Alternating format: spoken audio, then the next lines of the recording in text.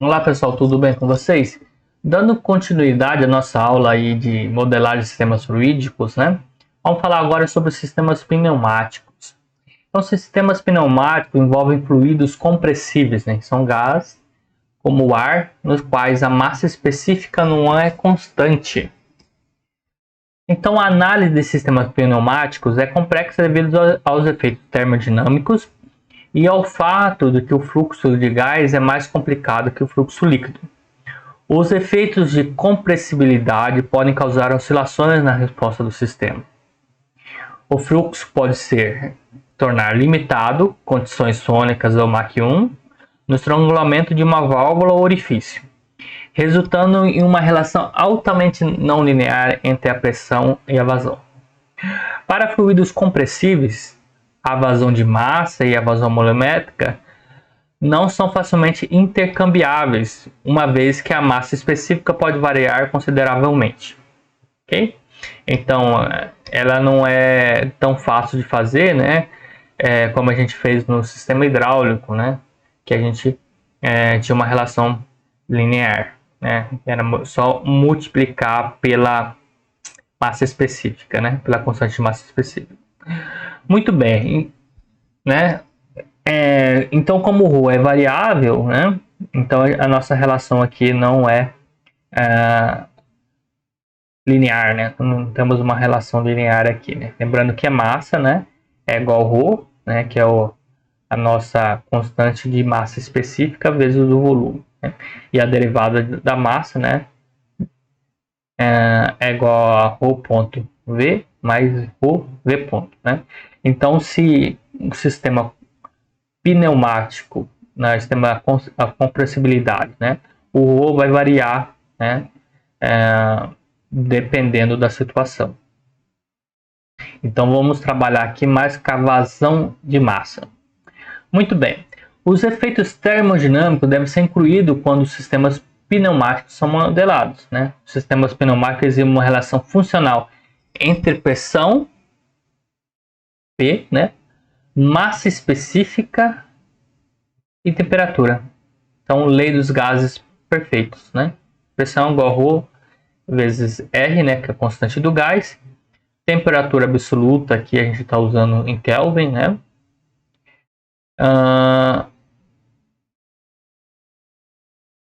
Então temos essa relação aí, relação à temperatura. Muito bem. Resistência em sistemas pneumáticos, né? Em casos raros, né, a vazão nos sistemas pneumáticos é incompressível, né? Vazão com baixa velocidade. Nesses casos raros, pode-se modelar a resistência, né, integrando tanto os modelos laminar e turbulento, que foram que a gente estudou lá em sistema hidráulico, né? Visto que, se a gente considerar o sistema incompressível, né, ele se assemelha bastante lá com o sistema hidráulico que a gente estudou. Nesses casos raros, pode-se modelar a resistência empregando tanto o modelo laminar ou turbulento e obter os correspondentes coeficientes RL e RT através de dados experimentais, tais como vazão de massa, né, versus ΔP, né? Então o delta de pressão, né, sobre o RL, escoamento linear, e ΔP sobre RT, escoamento turbulento, né, para a raiz aqui. Note que os coeficientes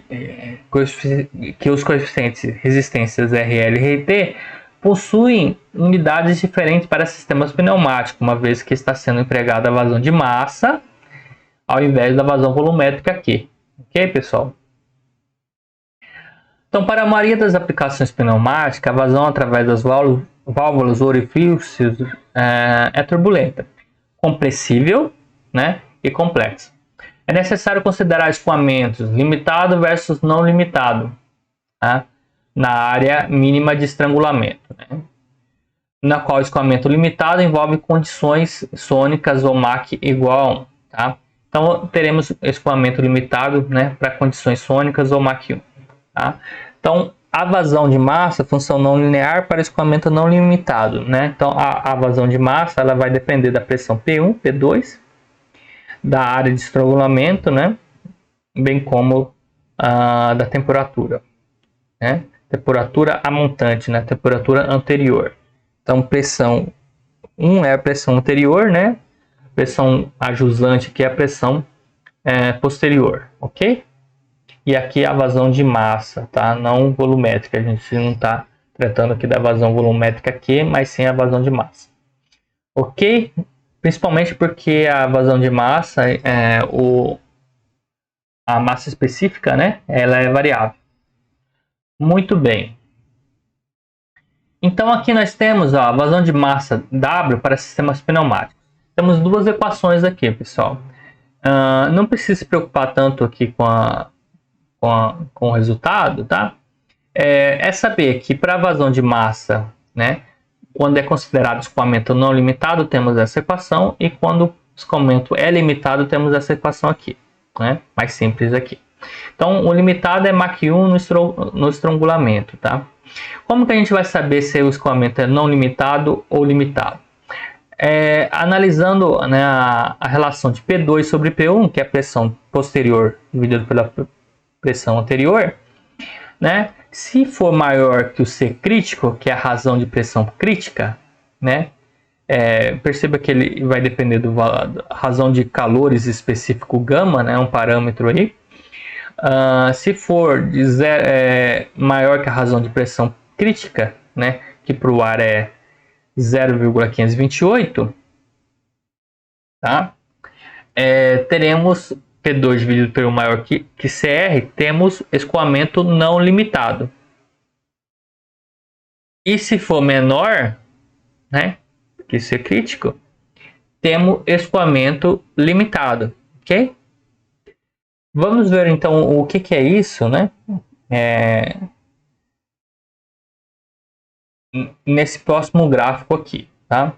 Então foi feito esse experimento aqui para esse tubo, né, com área de 20,3 centímetros, né? Temperatura 298 Kelvin, pressão 2 aqui atmosférica, né? O gama foi utilizado 1,4 porque é o ar, né? A constante R aqui 287 e o CD, né? Que é esse parâmetro aqui. Vamos ver se a gente já definiu ele. Acho que não. Mas é um parâmetro aqui, 0,8, né? Então, pressão montante de entrada é variada enquanto a pressão jusante, P2, é mantida constante na pressão atmosférica. Então, aqui é pressão constante, pressão atmosférica, e aqui é a pressão variável, tá? Bom, o que acontece aqui, pessoal? A gente vai atingir, né, escoamento limitado, né, quando a pressão 1, a partir de 1,92, né, vezes 10 a quinta Newton metro quadrado, tá? Então, quando a pressão está nessa posição, ela vai fazer a transição de não limitado para limitado, né? E aqui a gente está analisando a vazão de massa em quilogramas por segundo, ok?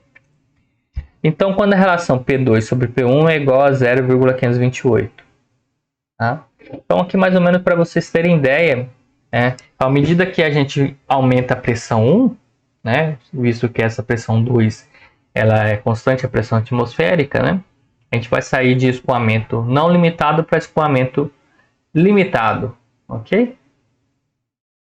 E escoamento limitado, a gente tem a equação mais simples aqui de vazão de massa. Aqui a gente tem outro gráfico que é interessante, que mostra a razão de pressão, né, P2 sobre P1, e o momento aqui de 0,528, como que fica a vazão de massa limitado, né, e não limitado, né? Então, não limitada é nessa parte inicial, né, com uma pressão 1 menor, né? E depois a gente entra para o caso limitado aqui, né? Então, a relação P2 sobre P1, quando passa de 0,528, né, a gente tem o escoamento limitado. Ok, pessoal? Então, a pressão ajusante P2 é variada de aproximadamente 0 vácuo até P1 sem escoamento.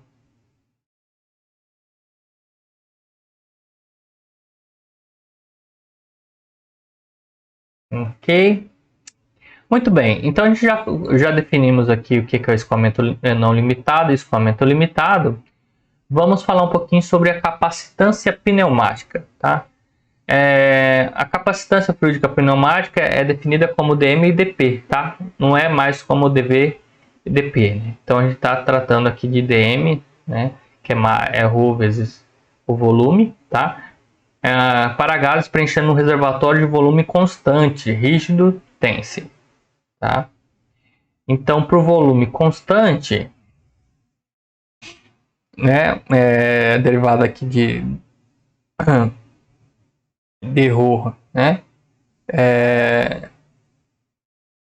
A gente não vai ter o caso aqui, né, de dV/dt aqui, né? O dV/dt vai ficar constante, então a gente não tem outra derivada.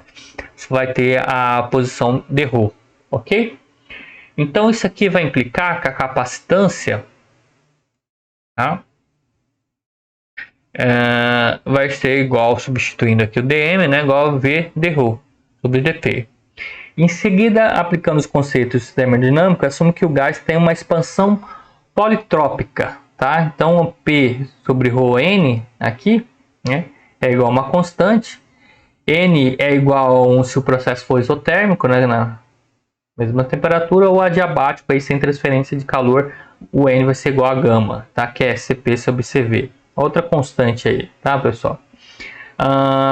Então, dependendo aqui, tem essa variação do tipo de processo, tá? Que vai relacionar aqui com a equação de pressão. Tá? É importante saber que pressão é igual a essa A, que é uma constante, vezes ρ elevado a N. Ok? E aí, a gente vai fazer algumas deduções aqui. O que é dP? Né? É justamente a derivada, né, dessa equação, tá? Então, fazendo a derivada, né? Aqui vai passar por ρ n-1, né? Diminui. O termo n vem para cá, né?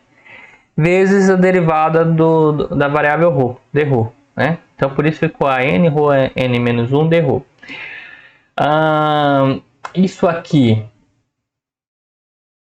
então, dρ dp, a gente pode escrever como dρ dp, né? Passando isso aqui, dividindo, né? O dp para cá.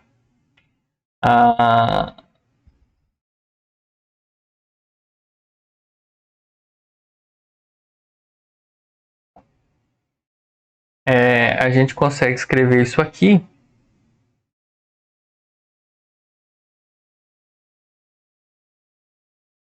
A gente consegue escrever isso aqui como ρ de 1 menos n, né? N menos 1, a n, né? Ou tirando aqui da exponencial ρ vezes ρ menos n, né? Sobre a n.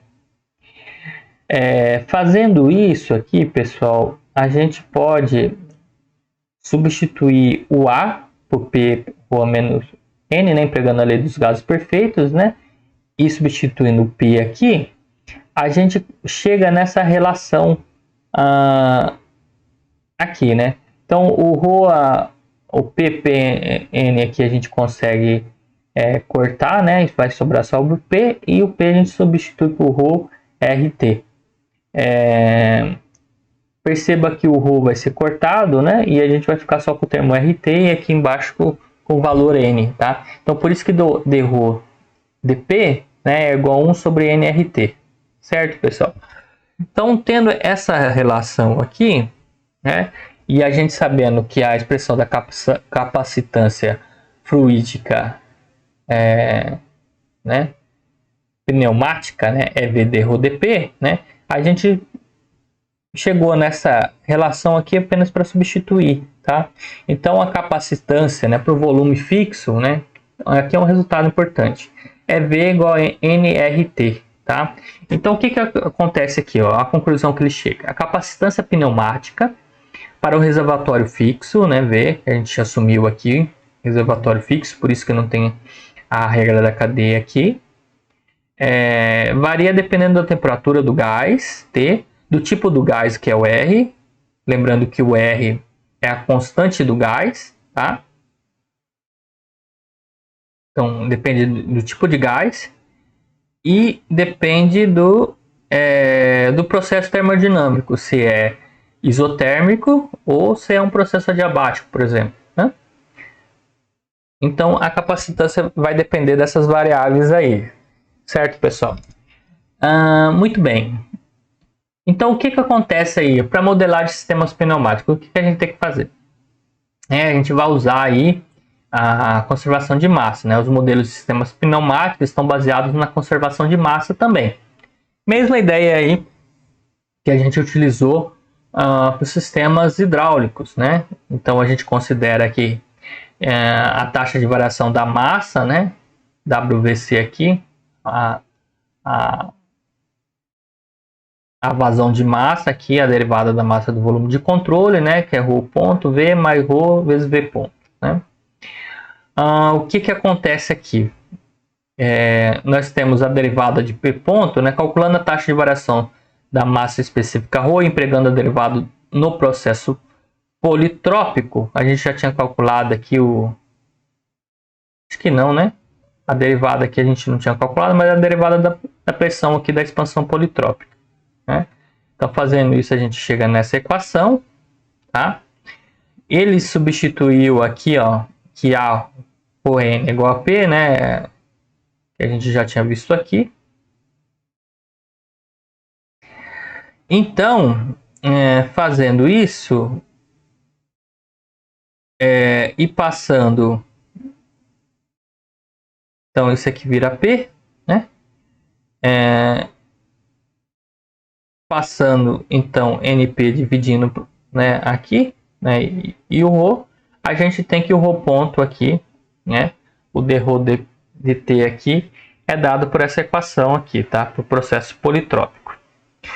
Sabendo quem é o ρ, né, a gente pode substituir aqui, ó, o ρ ponto, tá? E o ρ, tá? As duas equações aqui que a gente tem. O ρ ponto, né?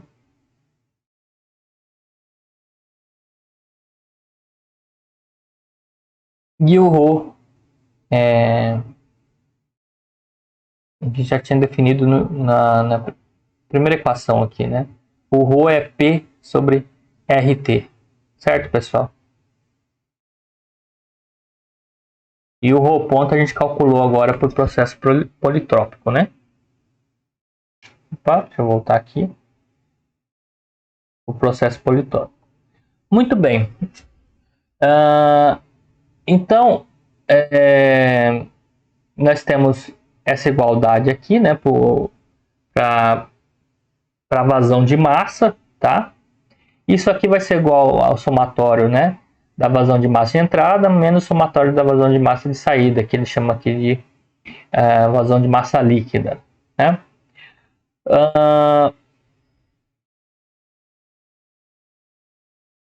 Então,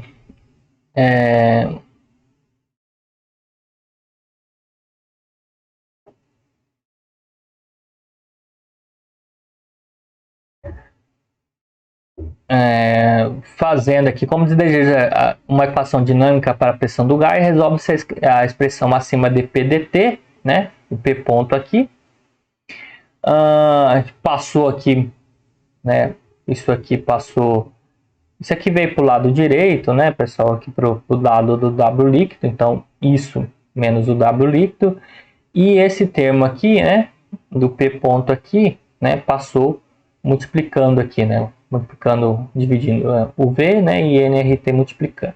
Então, nós temos aqui a equação fundamental de modelagem para uma capacitância pneumática com pressão P, tá? A gente já pode usar essa equação aqui, P ponto é igual a NRT sobre V, tá? Que é igual a vazão líquida de P sobre RT, tá? Lembrando aqui, pessoal, o que acontece aqui? O que é a nosso C? O que é a nossa capacitância aqui, ó? Nossa capacitância, né?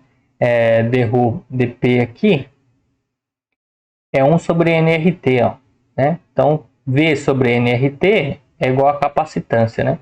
Então, a gente pode escrever, né, passando o V para cá e o NRT é C vezes P ponto, tá? Que é igual a que é igual à vazão líquida, visto, né, que o volume aqui para um volume fixo, né? Então V ponto é igual a zero, né? Então C ponto é igual à vazão líquida, tá? E a vazão líquida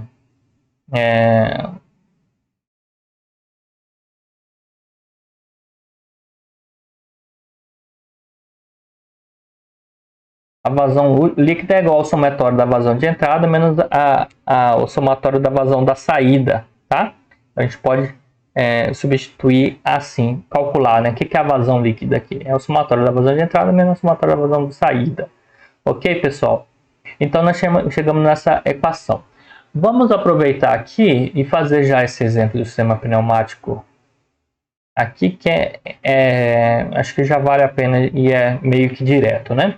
Então, aqui para esse exemplo 4.5, a gente tem o tanque fonte, né? Geralmente é um compressor aí. Temos uma válvula, tá? Então, assume-se escoamento compressível através da válvula com a área do orifício a zero, tá? Então, câmara rígida V constante, ok? E aí, o que a gente pode aplicar? A gente pode aplicar a nossa RDO básica, né? Como o volume é constante, então isso aqui vai para zero, né? E a gente tem a vazão de entrada menos essa variável aqui, que o V ponto é constante, então fica zero, né? Temos aqui OCP igual a vazão de entrada, né? Exatamente. E aí a gente precisa saber, né, quanto que no nosso caso é um escoamento compressível, né? Se para o escoamento limitado, né, nós temos essa equação para CP, tá? CP dividido por PF maior que o CR, né? Ou CP é igual a essa equação aqui para o escoamento limitado, tá? Então, basicamente é essa a ideia, tá, pessoal? Que a gente chegou aqui do nosso exemplo 4.5. Então, a ideia é que a gente aplique, né, a nossa EDO básica aqui, tá? A gente chegou na EDO básica para um sistema pneumático, né, para a câmera, e assim como a gente fez para os outros casos também, tá? Então, resumindo aqui para a gente finalizar a nossa aula aqui de sistemas fluídicos, né? Então, foi introduzida uma abordagem sistemática para desenvolvimento de modelos matemáticos de sistemas fluídicos, né? O térmicos a gente vai ver na próxima aula. Inicialmente foram apresentadas leis físicas para os elementos de resistência e armazenamento de energia capacitância, né, para o sistema fluídico. Os modelos de sistema fluídico são desenvolvidos aplicando a conservação de massa a um volume de controle, tá?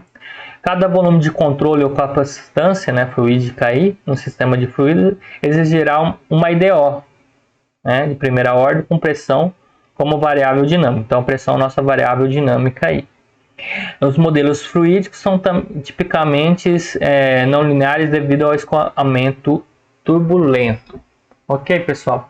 Então, na próxima aula a gente continua a nossa aula em relação aos sistemas térmicos. Obrigado, até mais.